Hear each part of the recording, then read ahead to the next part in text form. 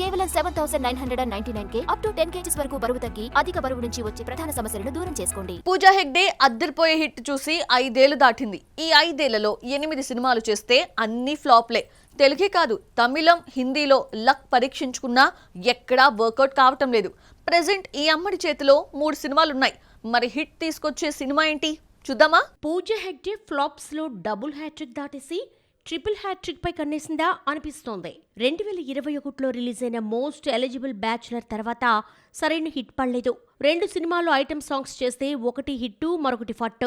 Special song లో మెరిసిన కూలీ ఫ్లాప్ కాగా F3 ఓకే అనిపించుకుంది. పూజా హెగ్డే సక్సెస్ ప్రయాణం అరవింద సమేత వీరరాఘవతో మొదలైంది. ఆ తర్వాత నటించిన మహర్షి, గద్దలకొండ గణేష్, హౌస్ఫుల్ 4, అలవైకుంఠపురంలో మోస్ట్ ఎలిజిబుల్ బ్యాచులర్ హిట్ తో డబుల్ హ్యాట్రిక్ చూపింది. అయితే ఆ తర్వాత వచ్చిన రాధేశ్యామ్తో మొదలైన ఫెయిల్యూర్ 5 ఏళ్లు గడిచినా ఆగడం లేదు. విజయ్తో బీస్ట్, రణ్వీర్ సింగ్ తో సర్కస్, సల్మాన్తో జతకట్టిన కిసికా భాయ్ కిసికా జాన్, షాహిద్తో నటించిన దేవా, సూర్యతో రెట్రో, లేటెస్ట్ గా వరుణ్ ధావన్తో హై జవానీతో ఇష్క్ హోనా హై కూడా నిరాశనే మిగిల్చింది. ఫ్లాప్లను అడ్డుకునే సినిమా ఒకటి పడలేదు. ఐరన్ లెగ్ ముద్ర పడడంతో తెలుగు సినిమా ఇండస్ట్రీ పూజను దూరంగా పెట్టింది. ఇచ్చిన ఆఫర్స్ కూడా లాగేసుకుంది. ఉస్తాద్ భగత్ సింగ్ లో ముందుగా పూజాను సెలెక్ట్ చేసి చివరకు శ్రీలీలను తీసుకున్నారు.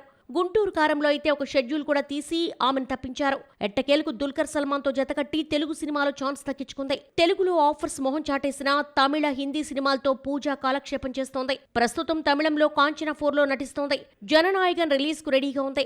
రీసెంట్ గా రిలీజ్ అయిన హే జవానీతో ఇష్క్ హోనా హై సక్సెస్ తీసుకొస్తుందని ఆశగా ఎదురుచూస్తుంది ఈ పూజ.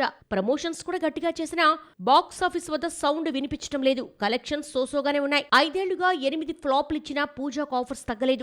ఎప్పుడూ ఏదో ఓ హిందీ మూవీతో ఉండే పూజ ఈసారి చేతిలో ఒక్క బాలీవుడ్ ప్రాజెక్ట్ కూడా లేదు. హై జవానీతో ఇష్క్ హోనా హైలో గ్లామర్ గా, కలర్ఫుల్ గా కనిపించిన ఐరన్ లెగ్ ముద్రకు దూరం కాలేకపోయింది. వరుణ్ ధావన్ కూడా హ్యాండ్ ఇవ్వడంతో తమిళనాడు సీఎం విజయనే నమ్ముకుంది పూజ. విజయ్ నటించిన చివరి సినిమా జననాయకన్ త్వరలో థియేటర్స్ లోకి రానుంది. భగవంత్ కేసరి రీమేక్ గా జననాయకన్ రూపొందింది. తెలుగులో కాజల్ రోల్ ను తమిళంలో పూజ పోషించింది.